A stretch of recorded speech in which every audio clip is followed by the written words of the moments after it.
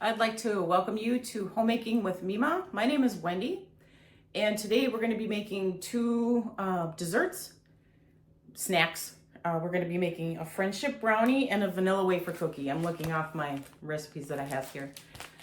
I'm going to include the ingredients a little bit later in the video here, but I'm going to use up some of the things, not much, but I have some walnuts here that need to be used up that I had shown in the previous video. I'm trying to use up, it's not so much a pantry challenge, but challenging myself to use the things that I have, that I found that need to be used up. The dates are getting close, or they are outdated, or they've been opened up and been sitting in the freezer, cabinets, refrigerator, not refrigerator, but pantry for quite a while. So I'm going to challenge myself to try to use them things up, and we're going to make two snacks slash desserts today. And then I'm also going to be cooking up some hamburger meat for tacos. I'm not going to show that unless you want me to. I can in another video.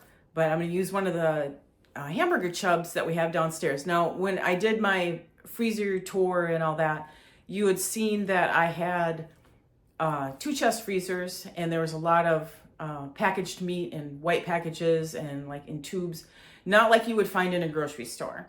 We do order a quarter beef and a half a pig from a meat processing area. And where I live, I'm pretty sure where you live, you may have the accessibility to do that as well.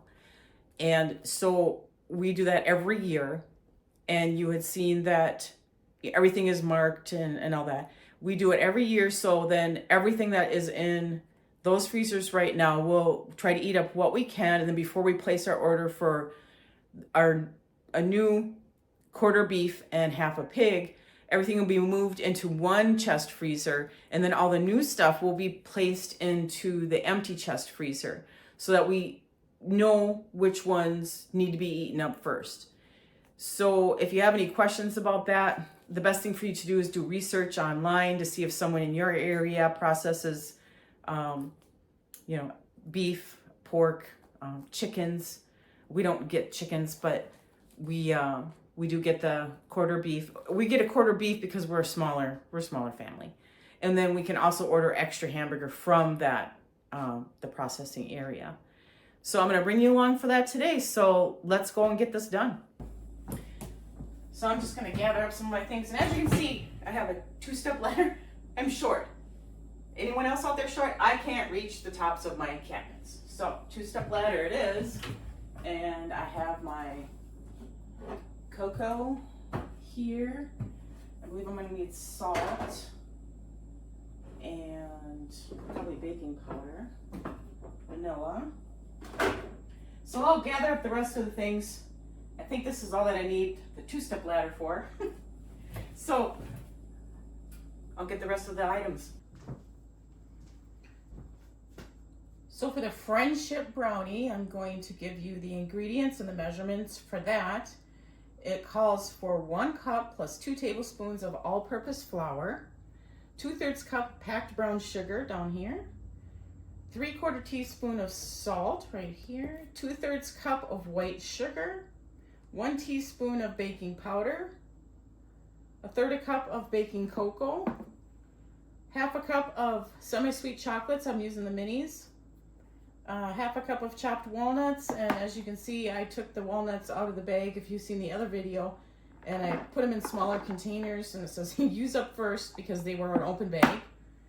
3 eggs, 2/3 cup of vanilla, or not vanilla, vegetable oil, and a teaspoon of vanilla extract.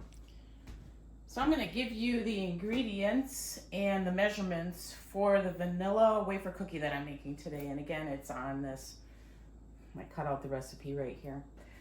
Anyway, you're going to need a 1/2 cup, it says no substitutes, softened butter, 1 cup of white sugar, 1 egg, and it says a tablespoon of vanilla extract because it's vanilla wafer cookies, 1 1/3 cups of all-purpose flour, 3/4 teaspoon of baking powder, and a 1/4 teaspoon of salt. So here you can see me chopping the nuts for the friendship brownie. have everything laid out on the table there, and if you need the measurements, I did give them earlier in the video.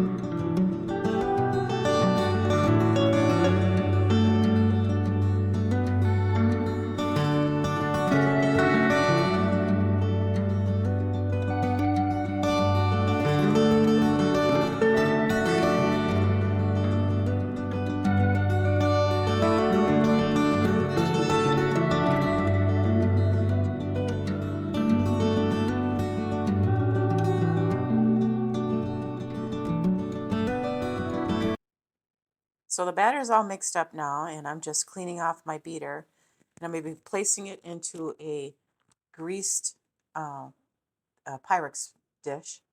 And this batter was extremely thick. I know most brownie batters usually are, but this one just seemed a lot thicker. So I'm just going to get it in there, and I'm going to smooth it out. I do have my oven preheating at 350, and it says to cook it for 34 to 38 minutes.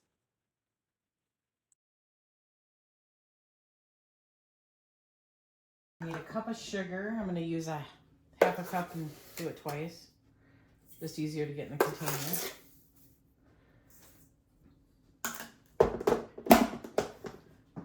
And it says to cream, butter, and sugar. So we'll do that.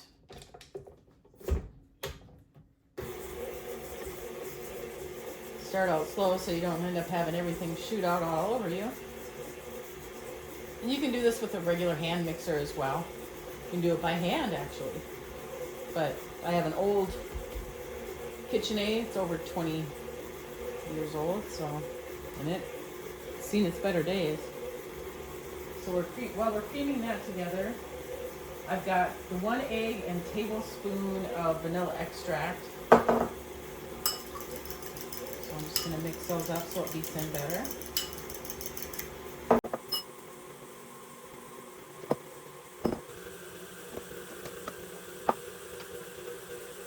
Then it's going to call for 3/4 teaspoon of baking powder, 1/4 teaspoon of salt, and I'm going to use this measuring spoon, 1 1/3 cup, maybe I'll shut that out. It's going to call, once I add the eggs in and beat that in there and mix it well, it says to combine the dry ingredients, add a cream mixture with the dry ingredients and mix well. So we're going to add the egg and the vanilla in there right now, and we'll get that mixed up.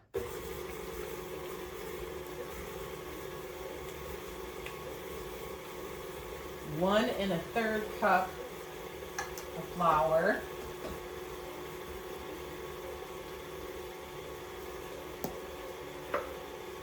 These containers my daughter bought me for Christmas. She got them off Amazon. I have no idea where.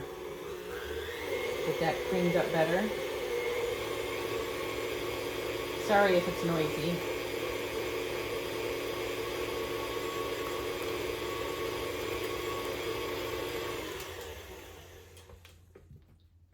We'll just scrape everything down before I add the dry ingredients.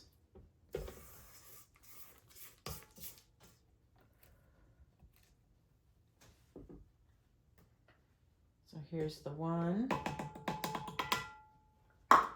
1/3 cup of flour, 3/4 teaspoon baking powder. This is a new ingredient, new recipe, so I'm making sure that I get everything. And a 1/4 teaspoon of salt. All right, and then it says to use a teaspoon and put them 2 inches apart onto an ungreased baking sheet. Well, I always line my baking sheets with parchment paper. So that's what we're gonna do. Teaspoon seems a little small, but. So I'm just gonna finish laying out the cookie dough on the cookie sheet and we'll go from there.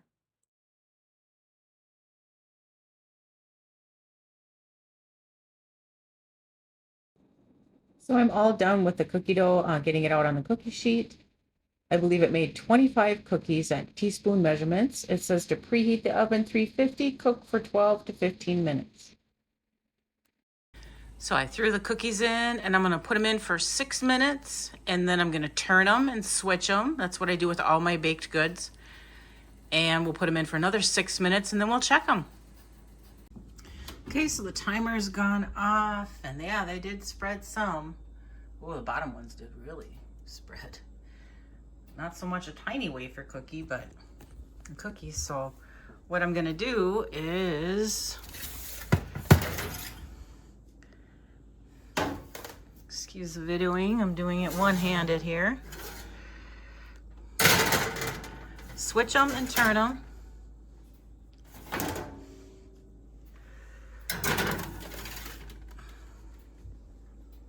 There it is, switched and turned, and I'm gonna put them in for another 6 minutes. We'll see how they turn out.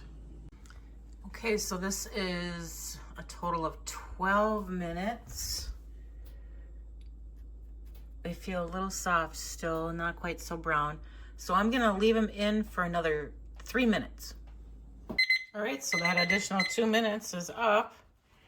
So we're going to take these out and put them on the table and let them cool for 5 minutes. When it tells you to let them cool for 5 minutes, on the cookie sheet, allow them to do that because it helps firm them up when you go to move them. Otherwise, you're going to be breaking your cookies. Okay, so the 5 minutes of resting on the cookie sheet pan is done, and we're just going to remove them. It did stick a little bit, and I'm glad I went through and pre-cut where they grew into each other, or I'd be breaking the cookies up right now. I'd say this recipe is okay. It's not like a wafer, that's for sure. They grew, and I'm pretty sure it's the butter that's in them. So, and here's the results of the Friendship Brownie, it was called. I believe I got it out of a magazine, and the vanilla wafer cookies. Now the vanilla wafer cookies, they turned out to be more of the size of a regular cookie, not so much like a vanilla wafer, the small little things you can buy in the store, but they're good. And they're a quick cookie to make, so I would advise that one. And the brownies, they weren't hard to make at all. So if you like this content, go ahead and give me a thumbs up and subscribe to the channel.